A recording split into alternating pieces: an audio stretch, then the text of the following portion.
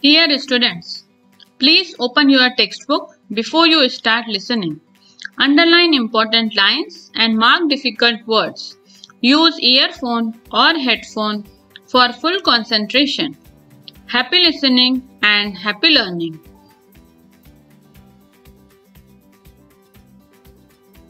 Class 10th Science Chapter 7 Page number 114 Control and Coordination.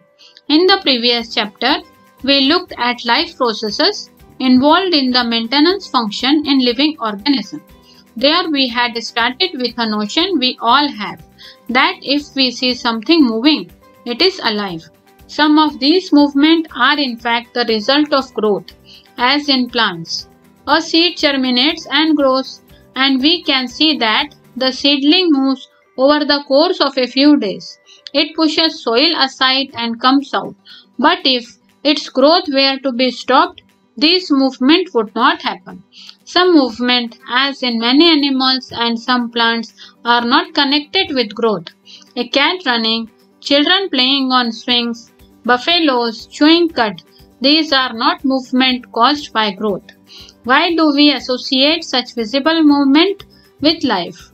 A possible answer is that we think of movement as a response to a change in the environment of the organism. The cat may be running because it has seen a mouse. Not only that, we also think of movement as an attempt by living organisms to use changes in their environment to their advantage. Plants grow out into the sunshine. Children try to get pleasure and fun out of swinging. Buffaloes chew cud to help break up tough food so as to be able to digest it better. When bright light is focused on our eyes or when we touch a hot object, we detect the change and respond to it with movement in order to protect ourselves. If we think a bit more about this, it becomes apparent that all this movement in response to the environment is carefully controlled. Each kind of a change in the environment evokes an appropriate movement in response. When we want to talk to our friends in class, we whisper rather than shouting loudly. Clearly, the movement to be made depends on the event that is triggering it. Therefore, such controlled movement must be connected to the recognition of various events in the environment, followed by only the correct movement in response. In other words, living organisms must use systems providing control and coordination. In keeping with the general principle of body organization in multicellular organisms, specialized tissues are used to provide these control and coordination activities. 7.1 Animals Nervous System. In animals, such control and coordination are provided by nervous and muscular tissues, which we have studied in class 9th. Page number 115. Touching a hot object is an urgent and dangerous situation for us. We need to detect it and respond to it. How do we detect that we are touching a hot object? All information from our environment is detected by the specialized tips of some nerve cells. These receptors are usually located in our sense organ, such as the inner ear, the nose, the tongue, and so on. So, gustatory receptors will detect taste, while olfactory receptors will detect smell. This information acquired at the end of the dendritic tip of a nerve cell. Figure 7.1a sets of a chemical reaction that creates an electrical impulse. This impulse travels from the dendrite to the cell body and then along the axon to its end. At the end of the axon, the electrical impulse sets off the release of some chemicals. These chemicals cross the gap or synapse and start a similar electrical impulse in a dendrite of the next neuron. This is a general scheme of how nervous impulses travel in the body. A similar synapse finally allows delivery of such impulses from neuron to other cell, such as muscle cell or gland. Figure 7.1b. It is thus no surprise that nervous tissues is made up of an organized network of nerve cell or neuron and is specialized for conducting information via electrical impulses from one part of the body to the other. Look at figure 7.1a and identify the parts of a neuron. 1. Where information is acquired. 2. Through which information travels as an electrical impulse. And 3. Where this impulse must be converted into a chemical signal for onward transmission. Activity 7.1. Put some sugar in your mouth. How does it taste? Second, block your nose by pressing it between your thumb and index finger. Now eat sugar again. Is there any difference in its taste? Third, while eating lunch, block your nose in the same way and notice if you can fully appreciate the taste of the food you are eating. Is there a difference in how sugar and food taste if your nose is blocked? If so, why might this be happening? Read and talk about possible explanation for these kinds of differences. Do you come across a similar situation when you have a cold? Page number 116. 7.1.1. What happens in reflex actions? Reflex is a word we use very commonly when we talk about some sudden action in response to something in the environment. We say, I jumped out of the way of the bus reflexly, or I pulled my hand back from the flame reflexly, or I was so hungry my mouth started watering reflexly. What exactly do we mean? A common idea in all such examples is that we do something without thinking about it or without feeling in control of our reaction.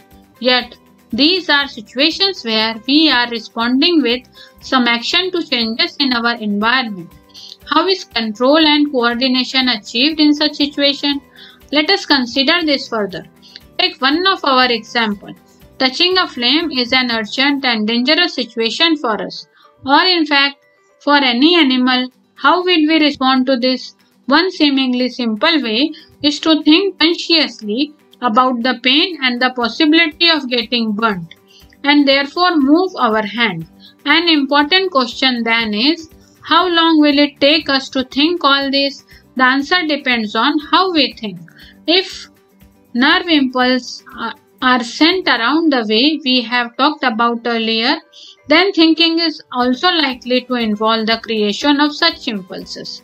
Thinking is a complex activity, so it is bound to involve a complicated interaction of many nerve impulses from many neurons. If this is the case, it is no surprise that the thinking tissue in our body consists of dense network of intricately arranged neurons. It sits in the forward end of the skull and receives signals from all over the body which it thinks about before responding to them. Obviously, in order to receive these signals, this thinking part of the brain in the skull must be connected to nerves coming from various parts of the body. Similarly, if this part of the brain is to instruct muscles to move, nerves must carry this signal back to different parts of the body. If all of this is to be done when we touch a hot object, it may take enough time for us to get burnt. How does the design of the body solve this problem? Rather than having to think about the sensation of heat, if the nerves that detect heat were to be connected to the nerves that move muscle in a simpler way, the process of detecting the signal or the input and responding to it by an output action must be completed quickly. Such a connection is commonly called a reflex arc. Figure 7.1. Where should such reflex or connection be made between the input nerve and the output nerve? The best place, of course, would be at the point where they first meet each other. Nerves from all over the body meet in a bundle in the spinal cord on their way to the brain. Reflexes are formed in this spinal cord itself, although the information input also goes on to reach the brain. Of course, reflex arcs have evolved in animals because the thinking process of the brain is not fast enough. In fact, many animals have very little or none of the complex neuron network needed for thinking. So it is quite likely that reflex arcs have evolved as efficient ways of functioning in the absence of true thought processes. However, even after complex neuron networks have come into existence, reflex arcs continue to be more efficient for quick responses. Page number 117. Figure 7.2 Reflex arc. Can you now trace the sequence of events which occur when a bright light is focused on your eyes? 7.1.2 Human brain. Is reflex action the only function of the spinal cord? Obviously not, since we know that we are thinking beings. Spinal cord is made up of nerves which supply information to think about. Thinking involves more complex mechanisms and neural connections. These are concentrated in the brain, which is the main coordinating center of the body. The brain and spinal cord constitute the central nervous system. They receive information from all parts of the body and integrate it.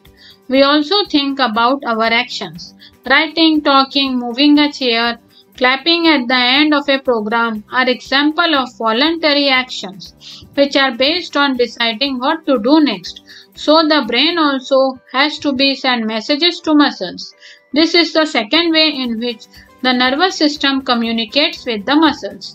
The communication between the central nervous system and the other part of the body is facilitated by the peripheral nervous system, consisting of cranial nerves arising from the brain and spinal nerves arising from the spinal cord.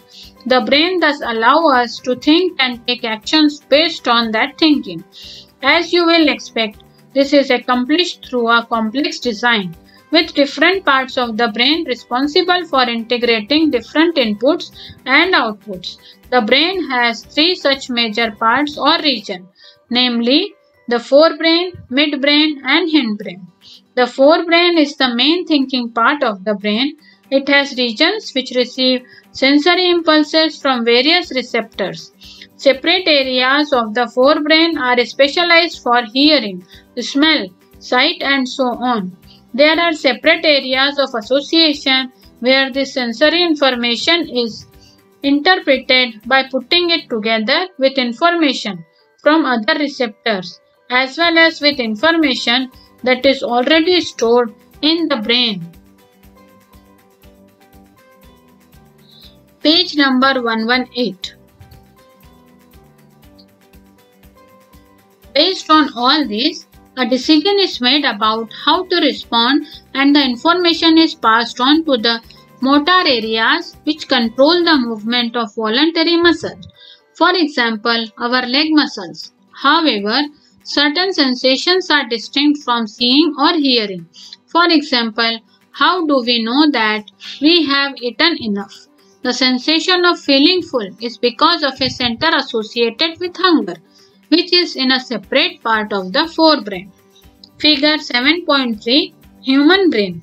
Study the label diagram of the human brain. We have seen that the different parts have a specific function. Can we find out the functions of each part? Let us look at the other use of the word reflex that we have talked about in the introduction. Our mouth waters when we see food we like without our meaning to. Our heart beats without our thinking about it. In fact, we cannot control these actions easily by thinking about them, even if we wanted to.